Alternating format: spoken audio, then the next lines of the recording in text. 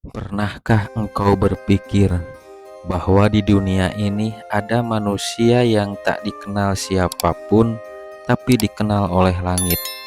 Di zaman ketika ketenaran menjadi tujuan hidup, ada jiwa-jiwa yang justru memilih untuk bersembunyi, bukan karena takut, tapi karena mereka hanya ingin satu hal, yaitu dikenal oleh Allah.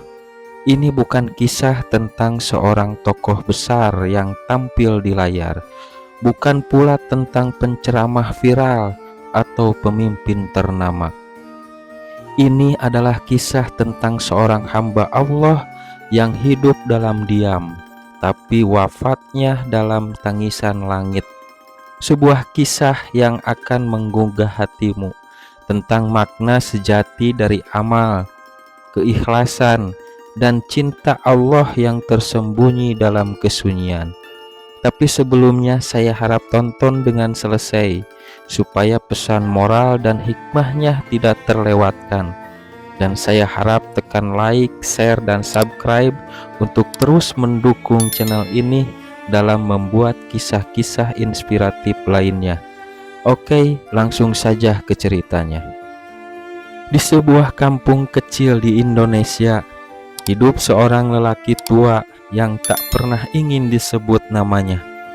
Masyarakat memanggilnya Pak Rahmat. Usianya sekitar 70 tahunan.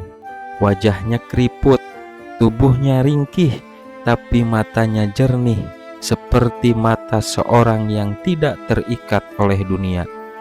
Setiap hari sebelum adzan subuh, Pak Rahmat sudah ada di masjid, menyalakan lampu, menyapu lantai, meluruskan sajadah, dan duduk di barisan pertama sambil membaca Al-Quran.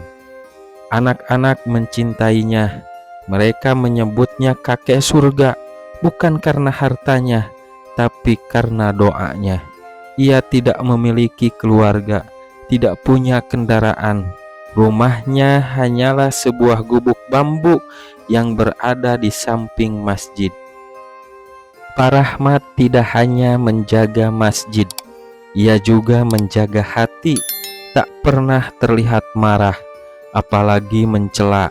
Bila ada warga kesulitan, entah kenapa tiba-tiba ada bantuan datang. Beberapa kali warga menemukan amplop putih tanpa nama, berisi uang dan surat yang berisi, "Untuk biaya sekolah anakmu, semoga jadi anak yang soleh." Seorang pemuda pernah kehilangan motornya. Beberapa hari kemudian, motor baru muncul di depan rumahnya, dan ada secari kertas kecil yang bertuliskan, "Jangan putus asa, Allah menggantikan yang hilang dengan yang lebih baik." Tak ada yang tahu siapa yang mengirimnya, tapi ada hal yang membuat warga curiga. Tulisan tangan itu sama dengan tulisan di mushaf kecil yang sering dibawa oleh Pak Rahmat. Suatu hari, pengurus masjid ingin mengunggah foto Pak Rahmat saat membersihkan masjid ke media sosial, tapi Pak Rahmat menolak dengan halus. "Jangan nak, biarlah yang tahu hanyalah Allah. Cukup pujian itu kalau datang dari manusia akan membuat amal kita menjadi sirna." Belakangan, penjaga masjid pernah melihat Pak Rahmat menangis saat sujud. Dalam sujudnya ia berkata, "Ya Allah, sembunyikan aku dari dunia, tapi jangan sembunyikan aku darimu ya Allah." Pada suatu pagi yang mendung, Pak Rahmat tidak datang ke masjid. Warga mulai resah. Beberapa orang mendatangi gubuknya. Mereka menemukannya telah wafat dalam keadaan sujud. Sunyi, hening, tapi ada rasa yang dalam di hati warga.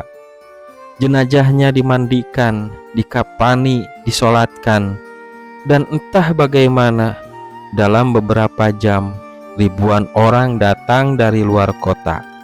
Santri-santri dari pesantren jauh berdatangan. Mereka semuanya menangis. Seorang ulama besar datang. dengan diam-diam dan berbisik, "Beliau adalah guru saya," tapi beliau tidak mau dikenal. Saat jenazah beliau dibawa ke pemakaman, langit yang sejak pagi mendung akhirnya pecah. Hujan turun deras, tapi tak satu pun orang meninggalkan pemakaman. Hujan itu seperti air mata langit, mengiringi kepergian seorang hamba Allah yang tersembunyi dari dunia. Tak ada batu nisan mewah, tak ada plakat peringatan, hanya gundukan tanah dan papan kayu yang bertuliskan Muhammad Rahmatullah bin Abdullah. Beberapa hari setelah wafatnya, seseorang ulama membuka kisah lamanya. Beliau pernah menjadi dosen di Timur Tengah, pernah berdakwah ke berbagai negara, tapi setelah terkena penyakit dan sembuh, beliau berkata, "Aku ingin menghabiskan sisa hidupku hanya untuk Allah, tak ingin lagi dikenal oleh manusia." Ia pindah ke desa terpencil, menyembunyikan identitasnya dan menjadi marbot masjid. Hari ini kita berlomba agar dikenal, ingin viral, ingin dihormati, ingin diakui. Tapi apakah kita lupa bahwa yang membuat amal diterima bukan jumlah view, bukan jumlah pengikut, tapi keikhlasan yang hanya diketahui oleh Allah Subhanahu wa Ta'ala. Pak Rahmat telah pergi, tubuhnya kini dibaringkan di tanah yang sunyi. Tak ada kemegahan, tak ada penghargaan, tapi langit menangis saat ia wafat. Ia memilih tak dikenal, tapi Allah memperkenalkannya di saat yang paling mulia, saat kematian. Hari ini, di dunia yang ramai dan penuh sorotan, kita belajar satu hal penting dari beliau, bahwa amal terbaik adalah yang disembunyikan, bahwa kemuliaan sejati adalah ketika langit mengenal kita meski bumi melupakan kita. Maka wahai diri, jangan lelah menjadi hamba yang tersembunyi, karena Allah Maha melihat, Maha tahu, dan Maha mencintai mereka yang ikhlas. Semoga kita wafat dalam keadaan dicintai langit seperti beliau. Wassalamualaikum warahmatullahi wabarakatuh.